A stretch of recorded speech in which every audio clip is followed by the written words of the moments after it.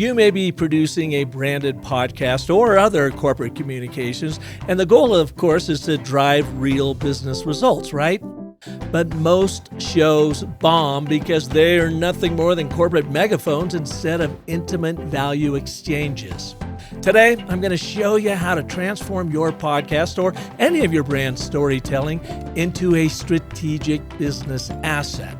Hi, welcome to the Business of Story. I'm Park Howell. My guest is Jen Moss, co-founder of JAR Podcast Solutions. After decades mastering audio storytelling at the Canadian Broadcasting Corporation, she's now crafting shows for Amazon, Lululemon, Deloitte, and other major international brands. Even if you're not podcasting, Jen's insights will revolutionize your brand storytelling.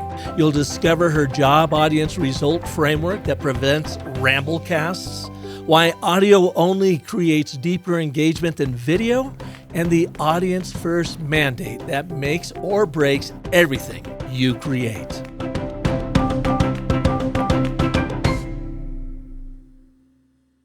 But before we dive in, I want to share with you what brand storytellers are experiencing with our StoryCycle Genie. It's the only AI-driven, narrative-native platform guided by our proven StoryCycle system, and it will help you develop your brand narrative strategy in minutes, not months. Create effective customer journeys and marketing strategies in a flash, and instantly produce always-on brand content, all at a 98% time and cost savings over the old way of branding.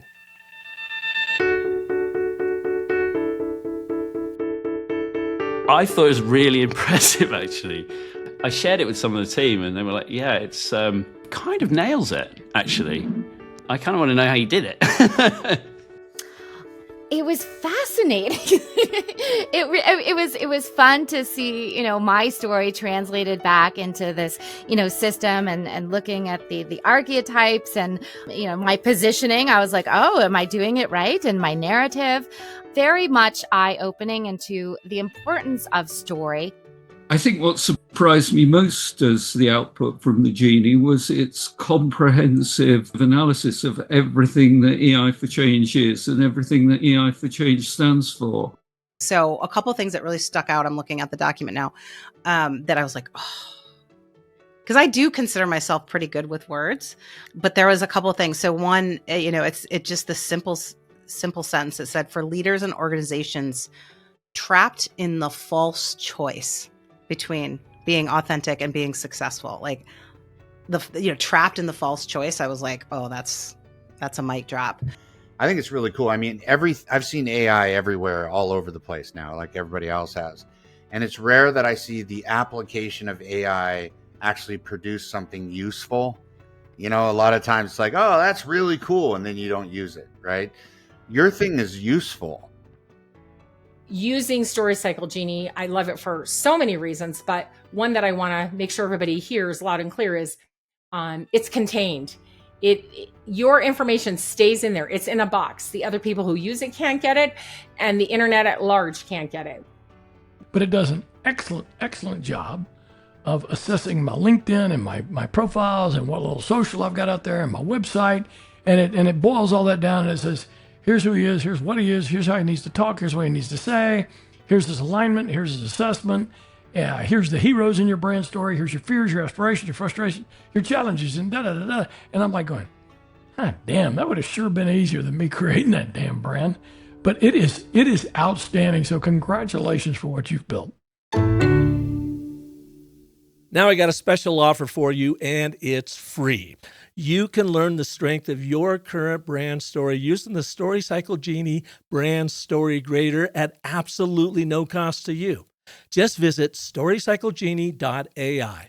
Fill in your name, email, and the URL of your website. There's no credit card required. And within 60 seconds, under a minute, you will get a grade for your brand story and a 14-point storytelling assessment. Just click on the white button on the homepage at StoryCycleGenie.ai and see what it reveals about you and your brand story. Now, please welcome to the Business of Story, Jen Moss. Good morning, Jen. Welcome to the Business of Story. Thank you. It's nice to be here. And you're coming to us all the way from British Columbia. And I once made the mistake of calling that the Northwest, but it's actually the Southwest of Canada. Depends on your orientation for sure, but yeah, it's the lower corner of Canada, but it is part of the Pacific Northwest region, I suppose you could say. Yeah. Yeah, well, it's absolutely beautiful. I grew up in Seattle, so I'm practically Canadian. We spent so much time up in your beautiful part of the world. Seattle counts as Canada, yeah, for sure. Fair enough.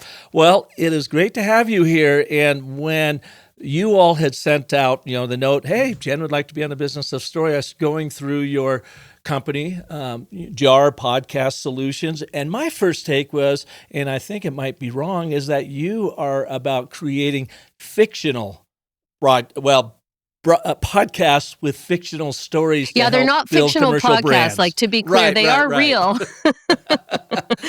But no, actually, we don't just make fiction. We have made some fiction podcasts, but actually, we're a branded podcast company. So what that means is we make the podcast that most suits the sponsoring brand's business goals. So that might be fiction, but more often it's more of a narrative style, documentary style podcast is an interview podcast. But we just try to keep kind of creatively agnostic so that we can do what is the best solution for the client for their business goals. Yeah. Now, I've been doing the Business of Story podcast for well over 9 years, a new episode every Monday. And man, that is a lot of hard work. What is the one big mistake we podcasters make? Or if someone is getting into the podcast world, what do you caution us against? Okay, well, first things first, I think sound quality matters. And a lot of people make the mistake that they just think they can record it on their computer with no microphone and stuff like that. So, like, cover your basics in terms of sound quality, because if you want people to stay with you, it's got to sound all right. It's got to not be annoying. And same goes for video quality and framing. If you're doing a video podcast, lighting, these things matter. But aside from the basic technical things, which to me are like sort of table stakes, right? Mm-hmm. Beyond that, I think a lot of times the focus that people bring is not clear and sharp enough. Like, you have a very clear focus for your show. Not everybody has that. So people are like, I just want to talk to interesting people about interesting things. And it's like, yes, and you need to be able to make that value proposition very clear to the audience within a few minutes of your show starting. So, like, we understand that this is a show where you can learn about the value of storytelling in a marketing context, right? Mm-hmm. But if you have a show where the audience has to work really hard and listen to 45 minutes of a ramble cast with no real goal, unless you're literally a bunch of professional comedians who are gifted at improvisation, that is not an approach I would recommend. I would recommend a nice sharp focus, know who your audience is, know what they need, and know how your show is going to serve that need. And one of the points that you made in your notes that you sent over to me in prep for this is that you really have to have a singular problem solution dynamic for every show. You're not trying to solve every world problem. You have a singular focus. Yeah. So at JAR stands for Job Audience Result. And so we try to get our clients to really hone what is the job that the audience needs to do for you? Because there's a big difference between, let's say you're trying to attract investors versus you're trying to increase employee engagement versus you're trying to promote your C-suite as thought leaders in your field and you're trying to stimulate some interesting conversations versus, I don't know, you want your audience to learn more about a complex suite of products or a system that you are selling. So those goals range from thought leadership, education, right? Awareness, brand affinity. There's a lot of different ones. And a lot of people kind of come to us going, we want to do it all. And a good, healthy podcast can help in all of those regions. But I really think it's important, especially when you're starting, to really understand what is your primary goal for the show. What is the biggest thing that you want it to achieve, right? Is it conversions? Like, what is it? Reach, engagement, these are all different and they require different storytelling approaches. Yeah, and it's interesting because all of that great advice you gave right there is true to any form of communication. Yeah. Not overwhelming, but have a point of view, and have a singular problem that you were solving for. Yeah. And a way of measuring the results. So it's job, audience, who are you talking to and what do they need? And result, like how will you know if it's worked? How will you measure that success? And if you're not really clear on those things going in, you're going to kind of waffle around and then it's hard to know if all the work you're putting into it is worth it, right? I like that term you used earlier, the ramblecast. The I'm going to talk ramblecast. about this, I'm going to talk about that. Yeah. Well, but you have a history, if you will, steeped in storytelling. Can you give us a little bit of your backstory? Oh, well, thank you for asking. I do love talking about stories. So I teach creative writing at the University of British Columbia. And it's funny because I'm actually a graduate of that department as well. So I've been learning about and working with story for a long time. And after graduating, I worked for some newspapers in Hong Kong doing print journalism. So I learned how to kind of boil down messaging in a kind of compressed format. But I really felt hemmed in. And so when I moved back to Canada, I got into audio storytelling with our national broadcaster, the CBC, where I was very fortunate to get some really directed audio storytelling mentorship from some incredible people at the CBC. I mean, in Canada, these people are legend. Dick Miller, Yvonne Gall, Ann Penman, Sheila Rogers. These are broadcasters and producers from the CBC who really know how to hold audience attention over time. And so I learned from them and absorbed a lot of that. And then I went to work for the National Film Board of Canada doing more modern, contemporary, interactive storytelling. So digital storytelling for AR and VR and all these different forms. So I really started thinking about the relationship between story and form. And now that's essentially what I teach at the University of British Columbia. I teach creative writing for podcasting and new media. So I think a lot about how to hold attention in various formats. Yeah. So your first foray into it was in the audio storytelling realm. That is So, definitely my first love. Yeah. I mean, that to me too, 40 years ago when I was a very, very young copywriter in the advertising world, I absolutely loved radio, and it was still my favorite medium today because of all of the pictures you can paint in the theater of the mind. Mhm. And now fast forward to what I've been doing with the business of story. People say, why aren't you doing a video podcast? And I record it all on video like we're doing right now, but I very rarely release them as video podcasts. And I think it's my affinity for being between someone's ears and trying to help paint that story. No, it's such an intimate medium. It's very powerful and it requires an act of co-authorship from the audience's brain. So it is de facto more engaging.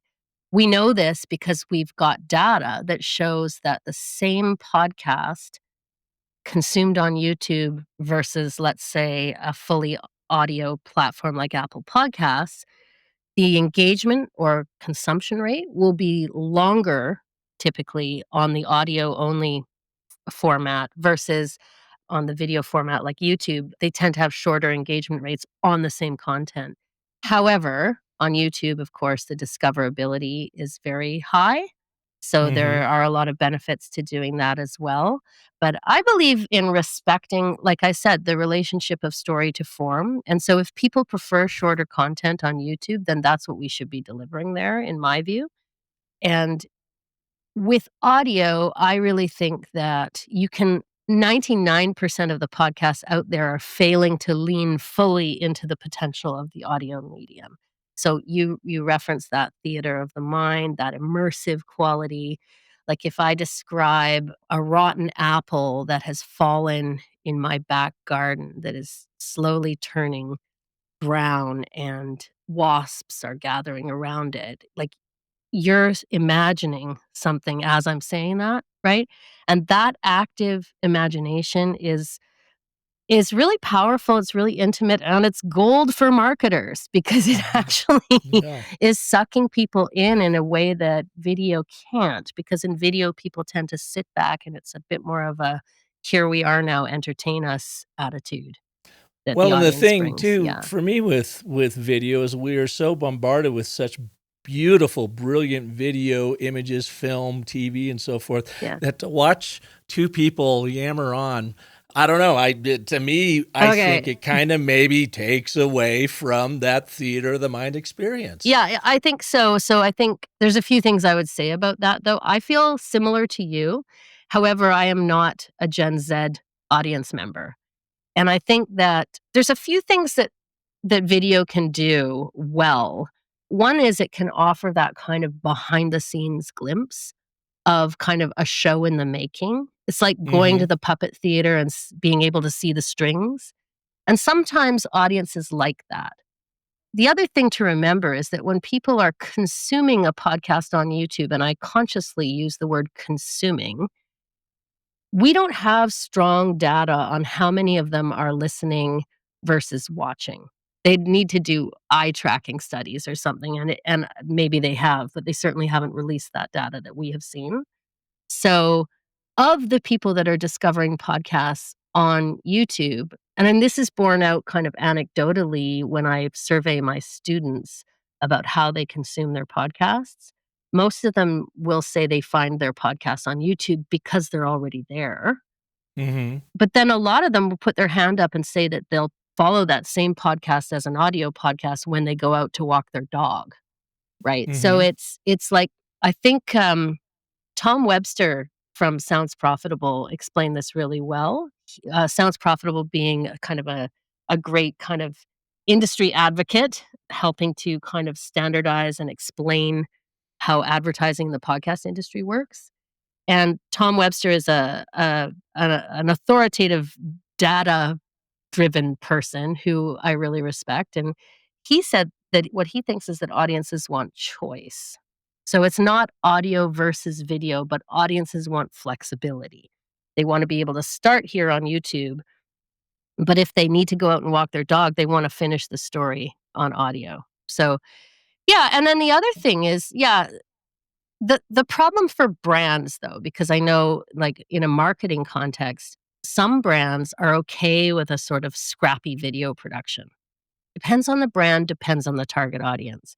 Some brands are not comfortable with that, in which case they're going to need to spend a lot more money to get a high quality video podcast that looks like bordering on a TV show, right? And or a documentary, at which point they tend to balk at the spend. So to keep it in that podcast pocket, which needs to be kind of authentic, real, a little bit, even a sense of DIY, you really have to kind of consciously work with the brand to understand that that is the aesthetic of the target audience, right? Mhm. Sometimes.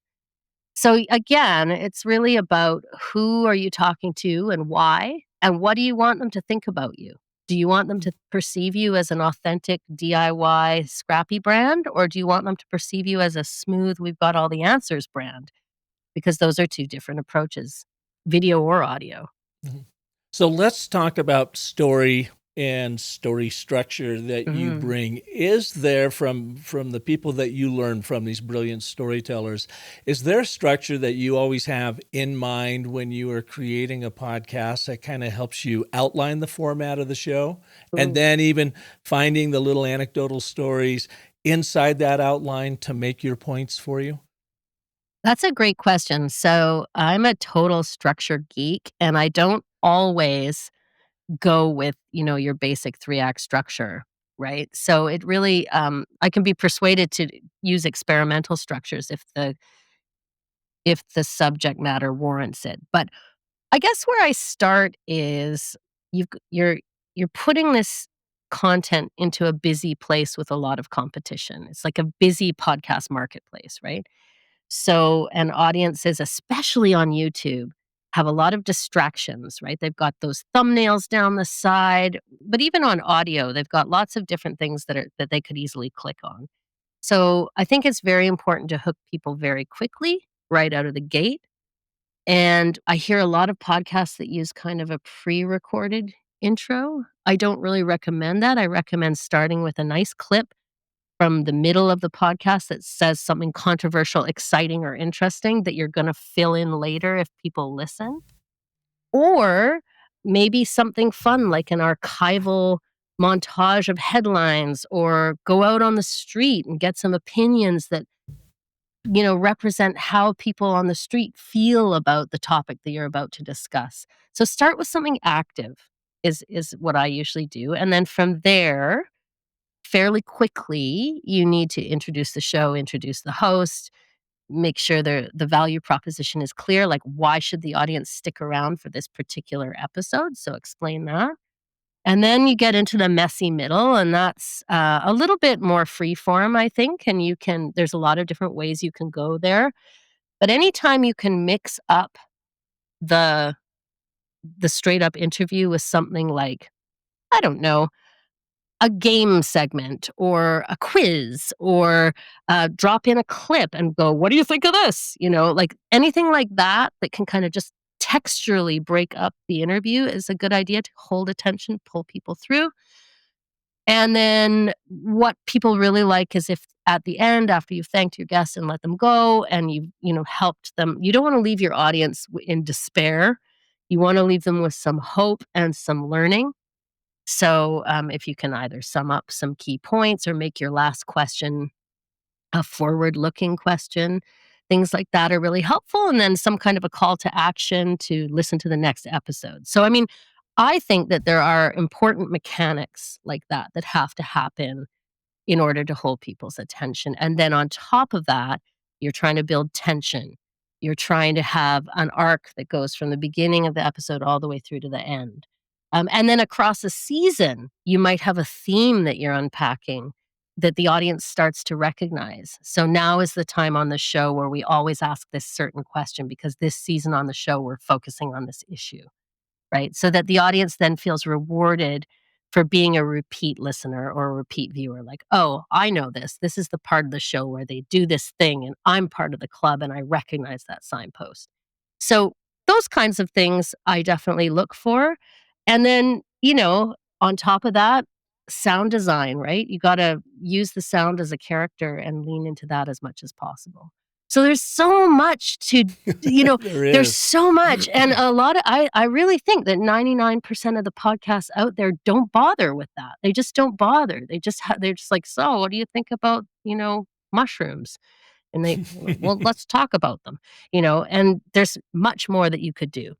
Yeah. Yeah. I mean, I try to as well. And I think maybe I get kind of stuck in, all right, doing sort of the same format thing. But I like to throw in some sort of surprising novel audio that they weren't expecting. Or I might, start my show differently without my theme music and without my 1-minute intro as to why this matters. It could be something like totally out there, in hopes of they going, what? What was that?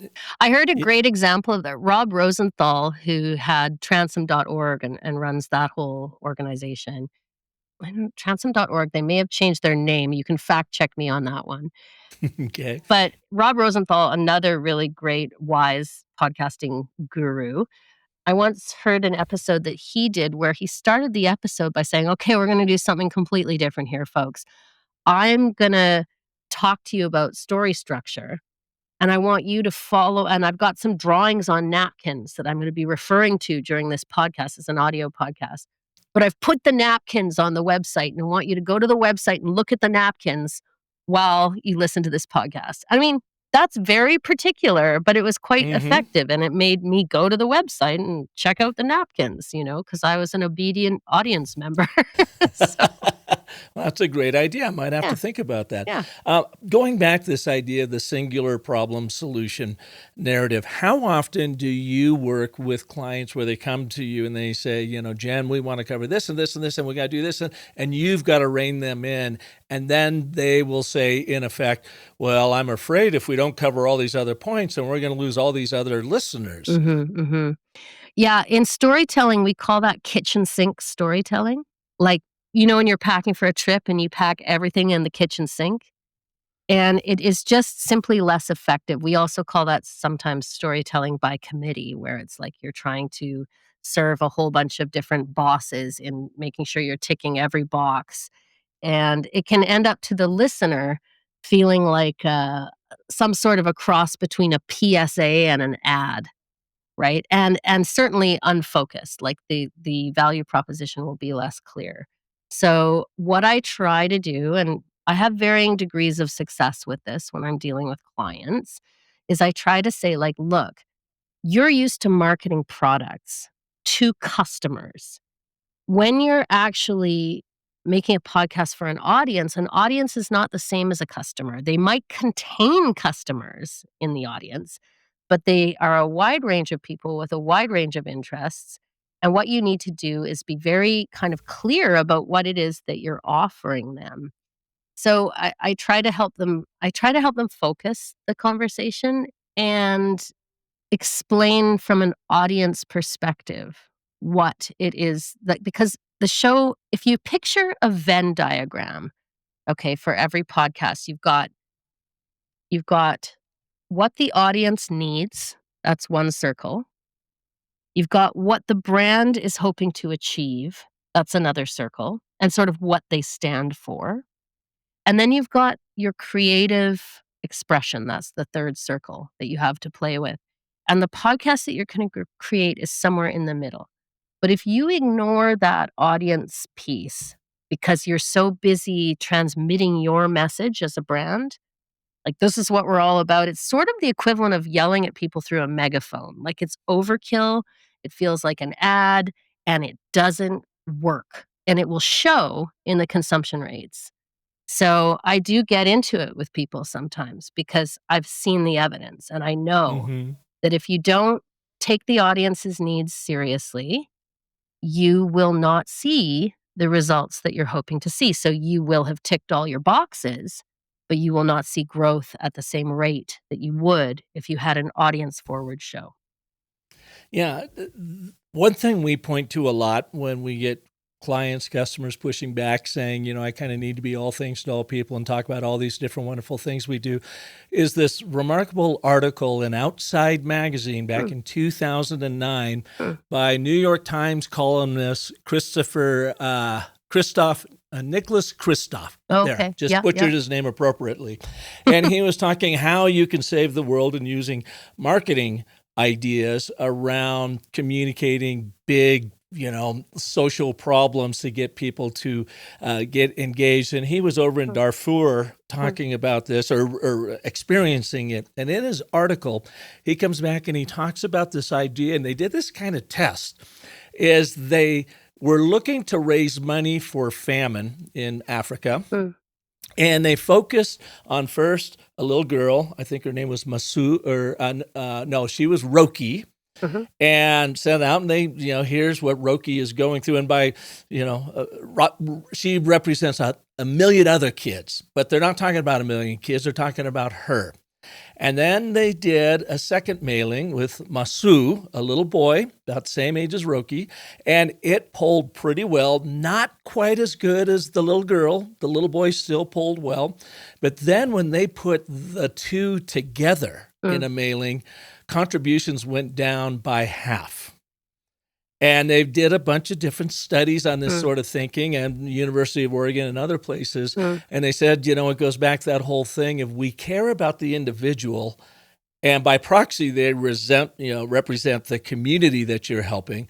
But if you start selling the entire community problem, then we start losing interest. And it goes down to that singular narrative on a singular person with a singular problem and how you can actually help to transform that into a better future. 100%. And I think that that's a great anecdote. And I'm going to use that because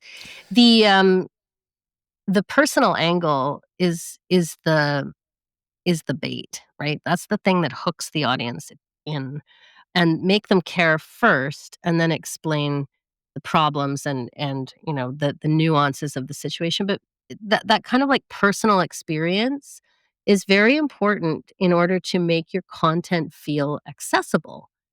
I was actually just listening to an interview with Dr. Jane Goodall, the Oh, the famous primate chimpanzee scientist. specialist. Yeah. Yes. And she's older now. I think she's in her late 80s, but she's still going strong. She's still sharp as a tack.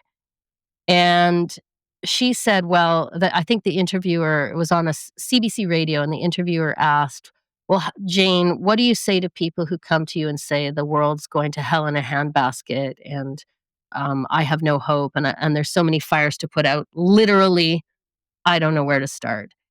And Jane said, start in your community, start with one issue, start with something you care about that's close to home.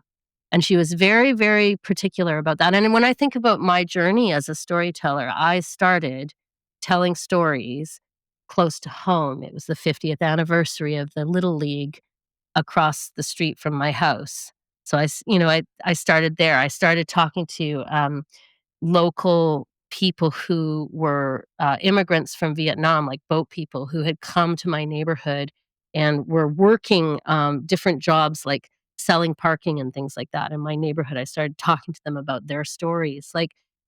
And by starting to talk about things that I cared about, I found an audience of other people who cared about those things. And so with brands, how I would translate that lesson is like, what do you know about? What area of influence do you have some authority in? So, for example, way back during COVID, we did a show with Expedia, and the show was supposed to be about like exotic destinations where you could go with Expedia and how to save money while traveling. But then COVID happened. So we had to pivot the show to be about how to get your flight refunds and how to get your kids home from Southeast Asia from their backpacking trip before they get put into a holding tank for a month, right? And the people who knew the most about that were not the airlines. It was actually Expedia, because they understood the nuances of all the booking systems. So suddenly they had a very valuable expertise that only they could offer. And so we made that the focus of the show. And I think that's like brands have that. Sometimes that expertise is in-house. Sometimes that expertise is more of a community that they can access, like a community of partners that they work with or something like that. But there'll be a conversation, like a larger conversation that's out there in the wild that the brand is well positioned to weigh in on. And my advice is don't be shy about that. Weigh in on it. If you know what you're talking about, then talk about it. And if you know that people you liaise with in a business context can add value to a conversation, bring them in. That has a great effect because you look smart, but you also diversify who you're talking to so that it doesn't feel like an advertisement, right? Plus your partners thank you for the extra exposure. So it's a mutually beneficial arrangement that you can do that increases the credibility of your show and improves your relationship with your business partners. So. Mhm. Tell us about the story behind Genome BC and what you all did there. Well, Genome BC is an organization in British Columbia, Canada, where I'm from, which receives quite a bit of government funding, and its mandate is to stimulate investment and awareness around genomic science. So the CRISPR gene and like mapping the human genome and all that. That's their territory. They fund tons of really important, interesting research in that area. And so they wanted to make a podcast. And in fact, they were making a podcast, but unfortunately, nobody was watching it or listening to it because it was very dry. It was sort of like, and this is how genomics works. Yeah, I can hear it right now. Yeah, it was like a snoozer. So what they did is they said, okay, look, we need to get like the next generation of scientists excited about genomic science. And genetics, genomics, these things can have a bad rep. Like think about genetically modified strawberries, monster strawberries and things like that. People are uptight about gene modifications. So they wanted to show the breadth of what it can actually achieve and how genomic thinking and genomic science can be used to tackle really hard problems like climate change. right? Things that the younger audience actually does really care about. So we revamped the show. We found a fantastic, kind of nerdy, cool, younger university professor to host the show who's a lot of fun, called Dr. Kaylee Byers. We took a really fun approach to the scientific storytelling. So we would do things like, when we were trying to talk about how whale song is evolving across species and across regions, we created something called a sonic orchestra, like orchestra, and made a whole, like certain whale was a certain instrument and another whale was another instrument, and we built a whole beautiful sonic section illustrating the calls of where whales. we peek into the world of genomics, sponsored by Genome British Columbia. I'm your host, Dr. Kaylee Byers, suited up with my diving gear to be your guide in the genomic depths. In this episode, we're wiretapping into the world of whales. Submerging just a few feet under the ocean surface, you can hear a symphony of sound. And in some of those melodies, whales might be sharing a lot of helpful information. But what can we learn from their songs? To wrap our heads around this idea, we're tuning into a few different whale species to get a clearer picture of what the different sections of this orchestra is up to. Hold your applause. Orchestra? No? Okay. In this particular ensemble, there are 5 sections. Section 1 would be our violins and strings. Those are orca whales. They're the highest pitch of our troupe. Next section are the sperm whales, a bit deeper. They're our cellos. The next 3 rows are baleen whales. The songs they sing are much deeper. Humpbacks, there are woodwinds, oboes, flutes, and clarinets. Fin whales are our brass instruments, trumpets and horns. And finally, the deepest of them all, and the biggest, our percussion section, the blue whale. It's a cacophony down there. Whales, fish, reefs, shrimp, all are contributing to this ocean soundscape. While eavesdropping, researchers have uncovered a couple peculiar mysteries. One, some whales, despite having thousands of miles between them, are singing the same song. Why? And second, blue whales seem to be shifting their tune to lower and lower registers. These whale songs have stories to tell, not just about their lives underwater, but about how we're connected to them. And that's just one example. We've done a lot of kind of fun, creative things like that to aid in the storytelling, but we also interview scientists and we talk to the research partners of Genome BC, and we've had very good results. It's a steadily growing show. It's charted very well in both Canada and the US in the science category. And I would say that it is achieving the goal of attracting the next generation of scientists and science-curious people into understanding in a deeper way what genomics is capable of. And so, so they're really happy, and we've done several seasons with them, and we continue to evolve and ideate and create, and they've given us lots of trust to do that. And then the proof is in the numbers, right? Yeah. The proof that approach works. And you called the show Nice Genes? Nice Genes, yeah, like GENES, yeah. Mm-hmm. So that was very prescient to what Sydney Sweeney has been going through with the Good Genes commercial for American Eagle, huh? Yeah, I know. Well, this show is very aware of all that sort of eugenics history and is very careful in how it tackles issues of race. So, that's another part of branded podcasting specifically is you need to make sure that you're aware of the context that you're putting your content into.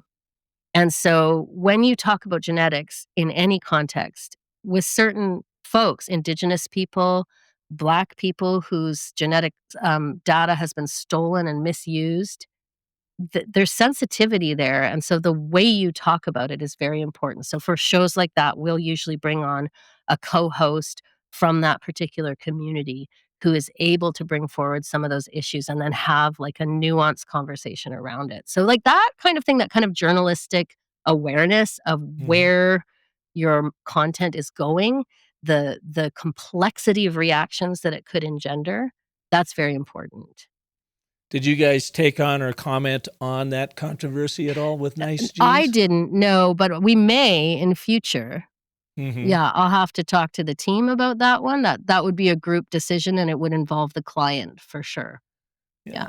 One of your stories from when you were just getting involved was you were producing, I think, maybe your very first show for the CBC. Oh. And tell us what went down. This is a what not to do, kids. Don't try this at home. Okay, so the story is I was a young journalist and I had sort of scrappily fought my way into CBC Radio in Vancouver and had finally been given, a contract on a show. So I wasn't just freelancing, but someone had hired me for a period of time to work as an associate producer on this show. So my job, it was a national show, and my job was to find interesting stories and guests and pitch them to the head producer, whose name was Anna Bonikoski and is a friend of mine, so I think I can say this. Anyways, I had this great idea. I noticed that in Victoria, BC, there lived one of the world's preeminent Bob Dylan experts, and he had just written a new book on Bob Dylan, and I was like, oh, that sounds interesting. That would be great, and he's local and probably lots to say about Dylan and where he's at in his career. So I booked this guy, and we got him on the radio, and it was a co-hosted show, and the two hosts just had the hardest time dragging anything other than like a simple, like dry, like one sentence answer out of this guy. It was like the word, like he was smart and he knew a lot of stuff, but he could not do an interview. He could not do an interview to save his life. And I should have assessed that ahead of time, but I had not. And so after that on-air, live-air debacle, I think the hosts had a word with the head producer, Anna Bonikoski, and she came to me and she said, listen, if the person can't talk, I don't care how many letters they have after their name. Do not book them on this show. And I was like, right, got it, lesson learned kind of thing. And I've never forgotten that. And so I deal with a lot of medical shows, finance shows. We do an insurance show. I mean, these are not necessary. These are sometimes very clinically focused people who are not like raconteurs, right? So how you handle that kind of intelligence in a podcast, I think, is you get really specific points out of those people, but you don't give them a ton of real estate on the show itself. Right. You need to frame them with something else that's more listenable. Yeah. I've had that same exact problem, and the more credentials they have after the name, the less I am likely to put them on the show. I had a guy, and he was a wonderful guy, and this is 4 or 5 years ago, out of Ireland, and he was a PhD and expert. You would think gift of the gab coming out of Ireland. I mean, I would almost give any Irish person a pass. Yeah. And he was a real great background on story and Shakespeare, and the whole story was about taking classical story structure and how is it being used in modern day politics and social communications and so forth. And the poor guy got on, and he was always trying to catch himself and think about the next thing he was going to say. So it was And I had to stop him like 3 minutes into the interview, and I said, "I'm sorry, Dr. So-and-so, but we've got to clean it up. I just need you to flow when you talk to me, because you actually don't sound like you know what you're talking about when you're doing," and that was the wrong instruction I gave him. So he said, "Oh, okay." So we went on with the interview, and he did clean it up, but he was pissed at me the entire time. Pissed and a bit nervous. And I go, okay, probably shouldn't have said that, but I just want to let him know. I mean, if he's on stage and he's doing that, you know what? He You is did him a damaging his favor. credibility. You did him a favor, because hopefully he'll file that piece of information, because he sounds like a smart guy. I mean, some people, it's like, you say someone has a face for radio. some Yeah. people's intelligence is better in print. Yeah. That's just how I would Without a put that. doubt. Like, it's not like they're stupid. They're just better in print when they can control every word and every thought. But I mean, his area of expertise sounds fascinating, you know. Oh yeah, Yeah. he was great. And then on the other hand, I had an astrophysicist woman from Lebanon, the first Lebanese astrophysicist, and Wow. she was working at Oxford. Hmm. And her whole thing was about getting young girls into science, getting them interested at an early age. Her last name is Halabi. I'll have to look up the show real quick. I can't remember what show it was on.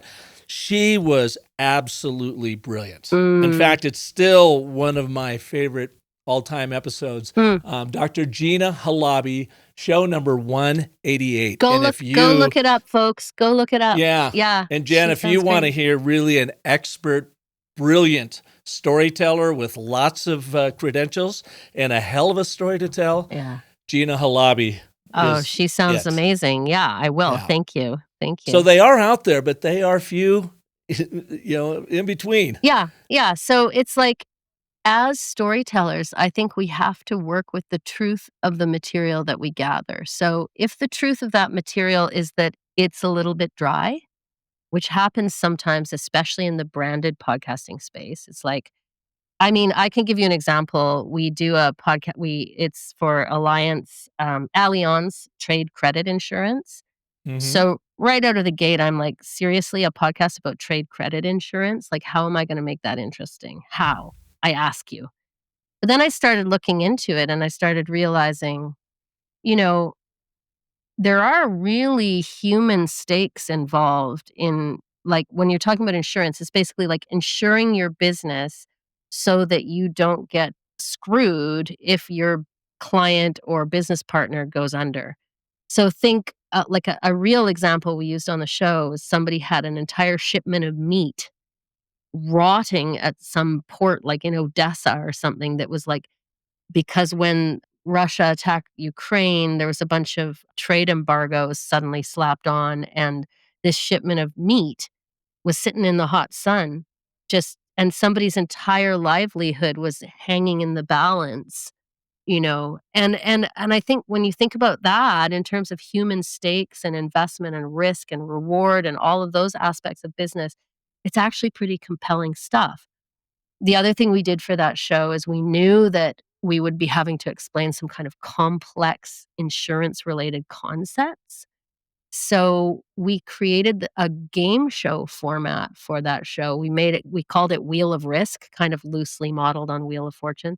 Mhm. And we had all kinds of quizzes on the show, and kind of just a game show format that helped kind of increase listenability. We became a very high-ranking insurance podcast because of that. Nobody else was bothering to try anything to jazz it up, you know? Well, you're talking about the human dynamic in it. Yeah, the human dynamic and also kind of the conceptual framing or framework too, like making it more fun and learning based as opposed to like these dry conversations about covering your butt, which is what most insurance podcasts are. So, Right. yeah. Oh, well, this is fantastic. Now, we, of course, put your brand through our StoryCycle Genie to see how well you were telling your story, and you guys did pretty good. What did you think of the output? I got goosebumps when I read it, and I was like, "What sorcery is this?" That because it actually reflected back to me a lot of the things that we've been working on trying to describe. However, we started this interview by saying you thought maybe we made fiction podcasts, so I need to look at what aspects of our presentation made you think that. I think it might be the use of the word narrative storytelling, because It might be, it yeah. sounds like Once Upon a Time, like a narrative, when in fact in podcasting that is just a genre that is basically a documentary slash interview hybrid, right? Mhm. Script and clip is another way to put that. But the term narrative podcasting, which I did not invent, I think is misleading. So I think maybe we need to do Might be some something you want work to on clean up. that. Yeah. Yeah, and all I did is took your URL and fed it to the Genie. In about 2 minutes, it gave me first the overall brand assessment. And I said, okay, yeah, I think that's 90% accurate just because I didn't know your brand that well, but I think it's 90% there. Run it. And then it ran the whole StoryCycle system, narrative, strategy in it. And it broke down your three audiences. And I want to read just the ABT from your audience number one. And you and I have not talked about the ABT, so you might not know what the and, but, therefore narrative framework is, right? So it is a framework that we use to teach, primarily business leaders, branders, and sales and marketing experts, and it is embedded in the StoryCycle Genie, and it plays to what we've been talking about this entire show, that singular problem solution dynamic. And it also places your audience at the center of the story. So once the Genie, reveals your top three audiences, and you may well have more than that, but we want people to really focus on just the three audiences to get them rolling. Here's the ABT it wrote about your number one audience, which is progressive marketing leaders. And it says, as a progressive marketing leader, you want branded content that drives measurable business results and transforms your brand into a trusted industry voice that attracts ideal customers. Right? So, Jen, we call that our statement of agreement. We're simply setting the stage. And we just want that progressive marketing leader to nod their head, say, oh, you understand me, you appreciate what I want. Now we introduce the problem. But you feel frustrated because most podcast production services focus on technical delivery rather than strategic business outcomes, leaving you with polished content that fails to generate meaningful engagement. Yeah. So that's the problem you all are solving for. Yeah. And they're going, yeah, that is a big problem. What do I do about it? Then we move into the therefore statement of consequence. Therefore, you can achieve strategic content marketing success that drives quantifiable business growth with JAR Podcast Solutions' outcome-driven approach that combines pioneer expertise with engagement-first philosophy. Yeah, that's great. And the only thing I would add to that is data monitoring on an ongoing basis. Like, we monitor audience data and feed that back into the creative. So I think that's all, everything you said, 100% accurate. I would just put like an ad on the end that we also believe that podcasts can and should evolve. Like, it's a serialized format. And so if your brand needs change, if your audience isn't responding, anything like that happens, we need to be aware of that and be able to pivot creatively. So that's the other piece. So you would definitely, working inside the Genie, just iterate in there, tell it that. It would rewrite it with, adding that information to it. And every time you iterate inside the Genie, it becomes smarter about you and your brand and how you like to talk about it. So you are just continuing to build this brand brain. And then, of course, it'll create any strategy you can think of, as well as all the content. I use it now. After this show, I will take the transcript of our conversation and I'll take your bio and I will feed it into the Genie. I've got a particular agent in there that will do this for me, knowing the business of story brand voice, and it will create everything from the intro script that people heard at the beginning of this show to all of my show notes, to all of my LinkedIn posts, to my email campaign, all in the business of story voice, but focused on your expertise and that one problem solution dynamic theme we've been talking about this entire time. That sounds like an amazing tool you got yourself there. Well, we're having a lot of fun with it. We launched it just over a month ago. Amazing. And we've got, nearing 100 users now. So if you know of anyone, but I always like to ask guests this because I'm always surprised by the answer. So Jen, I'll ask you, do you have a unique value proposition for your company that is set in stone?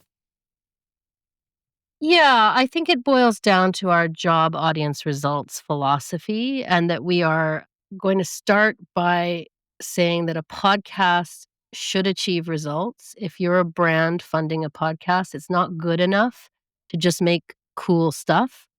It has to be cool stuff that serves a purpose for your brand and also serves an audience. And it needs to be the right audience.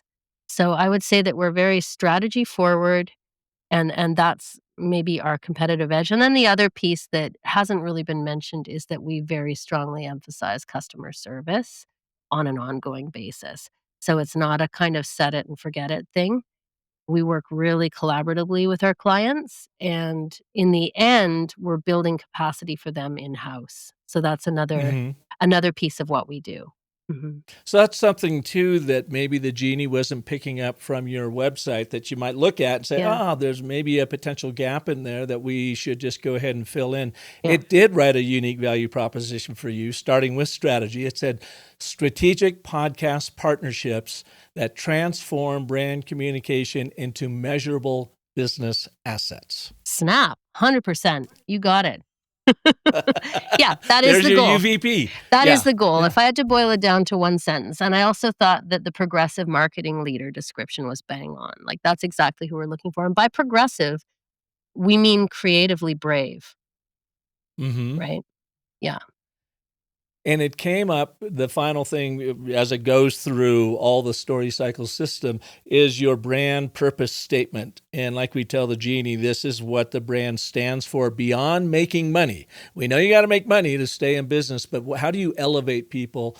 And it says, JAR Podcast Solutions exists to empower marketing professionals to transform their brand communication into strategic business assets that drive measurable growth and establish lasting market authority.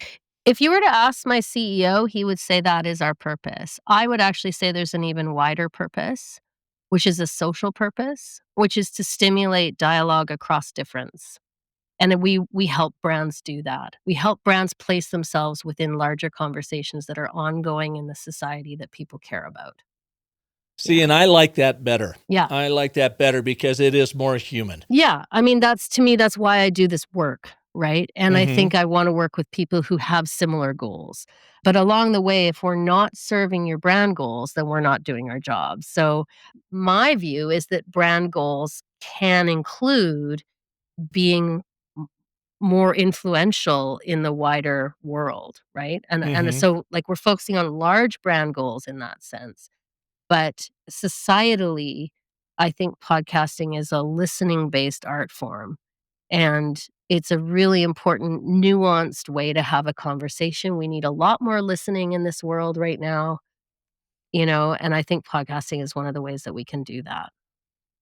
I love that. So, I would have you go back into the Genie and iterate on that and say, okay, I like what you've got here, but now I want you to consider this, this, and this. Give me 3 different options on it to dial it in for you. And then again, with every iteration, it gets smarter about your brand. Awesome. I'll have to play with that. So- That's cool. Well, this is great, Jen. Last thing, what are the 1, 2, or 3 tips that you can leave with our listeners so they can transform and maybe they don't have a podcast, but just their communications in general? Okay. Wow. Great question. Okay. Tip number 1, be your authentic self. Don't try to be perfect. So the audience doesn't want slick. The audience doesn't want over polished. The audience wants you to be real. So be real. Tip number 2, respect the audience's needs in terms of audio and video quality. Do what you can to elevate your audio and video quality within your budget. And tip number 3, grow a pair. Be creatively brave. Try something that is maybe unexpected for your brand that's going to help you reach over the fence to a wider audience. The people who have already drunk your Kool-Aid have already drunk your Kool-Aid. So they'll consume whatever you put out, right? It's the people that you haven't reached yet that you need to really think about that you want to call into your tent, right? To feed them some Kool-Aid. I don't know why I'm using like a mass murder analogy here, but I didn't think that through. But like I think definitely do something that is going to get attention and be a little bit unexpected for your brand, and that is going to give you a lot more traction than doing the expected and safe thing. Will you send me 3 of your top favorite episodes you've produced for brands so that we can put them in the show notes and direct people there and they can go and listen to some of your work? Sure, I'd be happy to do that. And we also make video podcasts, so maybe I'll send you one of those as well. Yeah, whatever works for you. Just Okay. send us the top 3 that really represents the work that you all do there at CHAR Podcast Solutions. And Jen, thank you so much for being here. I really appreciate it. Thank you. It was a fun chat.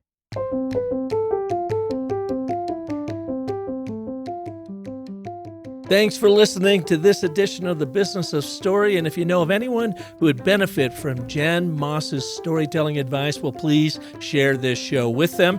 And if you'd do me a huge favor and jump over to iTunes and give us a rating and review, well, I'd mighty appreciate it, because that's what helps us get found in the noisy world we live in. And if you are interested in learning the strength of your brand story, jump over to StoryCycleGenie.ai, click on the white button, and in under 60 seconds, we'll give you a brand grade on how well you're doing, plus a 14-point assessment that will validate what you're doing well, reveal the gaps, and highlight the missed opportunities that you can easily fix in your storytelling, and it'll even inspire you with new ways to think about your story. Check it out, StoryCycleGenie.ai. And I hope you will join me next Monday when the author of the new book, Creating a Blockbuster Brand, Greg Logan, who helps businesses all over the world tell a far more effective story by using the formulas he learned in Hollywood. Well, he's going to be here next week to show you how you can use those formulas too. You're also going to probably hear some similarities between his work and our own StoryCycle system. Plus, he's got some kind of new ways, some new insights on how to approach a brand story that I really loved. So I hope you'll be here with us with Greg Logan. And until then, remember that the most potent story you'll ever tell is the story you tell yourself. So make that one epic. Thanks so much for joining us today.